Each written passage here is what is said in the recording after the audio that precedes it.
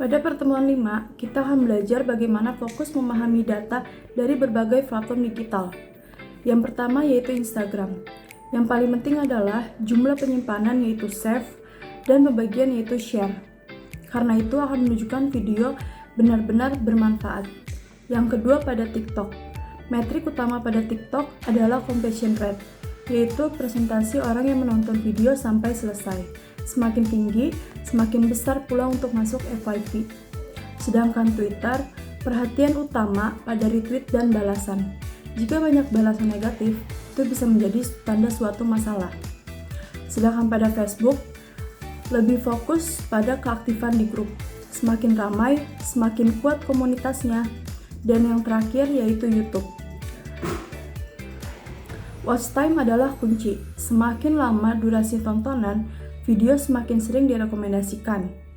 Kesimpulan pada materi pertemuan 5, setiap platform punya cara membaca data yang berbeda sesuai karakteristiknya. Halo teman-teman, sekarang kita masuk ke pertemuan ke-6. Ini part yang krusial karena kita akan bahas cara strategi komunikasi digital yang lebih efektif. Kuncinya itu ada 2 langkah, ada 5 langkah sebenarnya, nanti 3 langkah yang selanjutnya akan dijelaskan oleh teman saya. Yang pertama itu kita harus tahu dulu siapa audiens yang akan kita tuju. Jadi kita nggak bisa memukul rata nih, kira-kira audiens ini tuh, audiens dari cakupan umur segini tuh akan arahnya kayak gini nggak ya. Jadi kita harus penentuan dulu. Yang pertama itu ada 4 tipe. Ada Gen Z, milenial, profesional, dan UMKM. Gen Z sendiri biasanya butuh konten yang sifatnya cepat dan entertaining.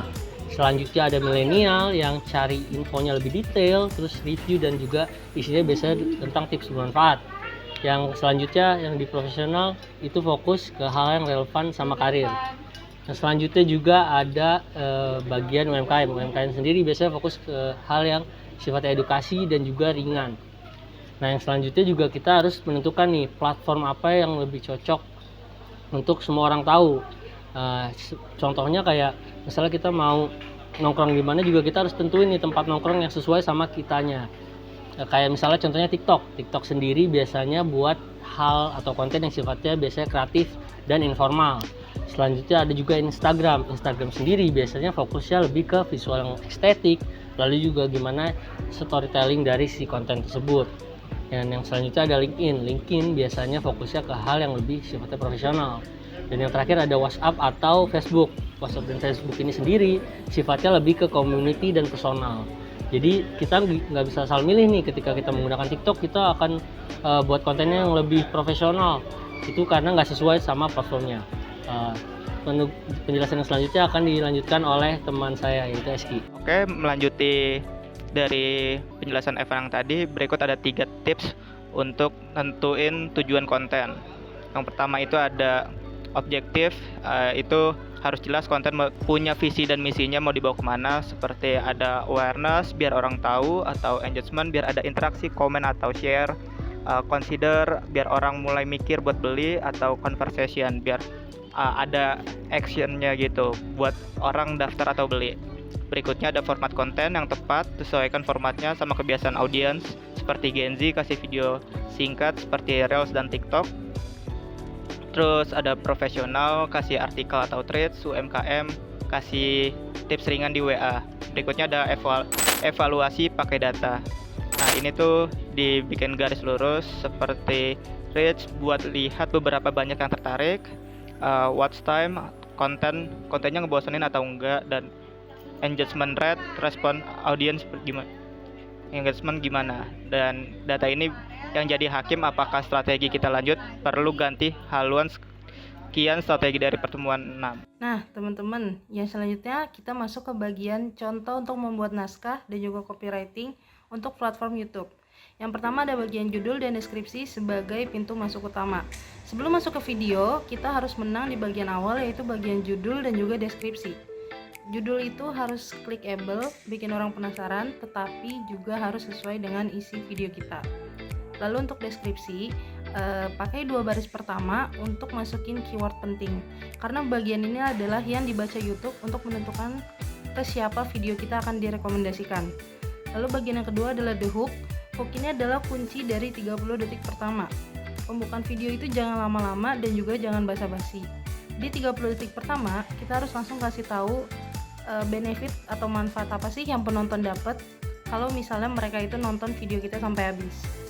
Nah, hook yang jelas ini bikin penonton stay dan gak kabur dari awal video. Lalu selanjutnya bagian ketiga adalah isi konten. Isi konten ini harus bernilai, bukan sekedar ngomong aja.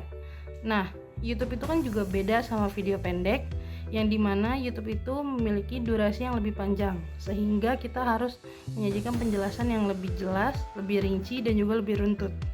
Penonton YouTube itu nyari penjelasan yang lengkap dan bukan cuma sekedar mencari informasi sekilas. Lalu yang terakhir adalah call to action atau CTA, yaitu arahkan penonton ketika video berakhir. Tapi di CTA ini ada hal yang perlu diperhatikan, yaitu jangan terlalu banyak meminta. Contohnya jangan terlalu banyak meminta like, subscribe, komen, dan sebagainya. Kita cuma milih salah satu CTA aja, yaitu CTA yang paling penting di dalam video kita ini. Contohnya, tulis pendapat kalian di komentar ya. Nah, kita tuh jangan minta semuanya. Contohnya salah satu aja yang paling penting yang sesuai dengan video kita. Nah, CTA ini juga harus disampaikan dengan kalimat yang persuasif dan natural. Nah, oke teman-teman, dari kesimpulan materi 5, 6, dan 7 itu kita bisa tarik suatu kesimpulan kalau komunikasi digital itu adalah paket lengkap antara data, strategi, dan kreativitas. Nah, yang pertama itu saya akan menjelaskan tentang data dulu. Yang kita mulai dari pertemuan 5, yaitu tentang memahami data. Nah, ini kita harus tahu metrik apa yang penting di tiap platform gitu. Apakah itu save IG, atau watch time di YouTube, atau retweet di Twitter. Lalu yang kedua ada strategi. Setelah kita udah punya data yang tadi kita sebutkan, kita masuk ke pertemuan yang ke-6 ini, yaitu susun strateginya. Kita tentukan siapa audiensnya, apa tujuannya, dan format apa yang mereka suka. Ingat, beda platform juga beda cara mainnya. Lalu yang ketiga itu eksekusinya gimana. Yang terakhir ini ada di pertemuan 7. Strategi ini kita tuangkan lewat copywritingnya dan naskahnya. Terus kita buat hooknya juga kalau untuk di media sosial itu, yang bisa menarik perhatian audiens, yang isinya juga bagus dan dapat menginspirasi banyak orang, seperti itu.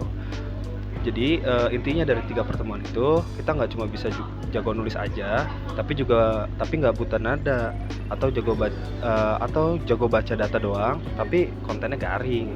Jadi sukses di digital ini itu berarti bisa mengkombinasikan analisis data yang tajam, strategi yang tepat sasaran, dan naskah yang memikat. Nah, jadi sekian rangkuman dari kami itu. Terima kasih.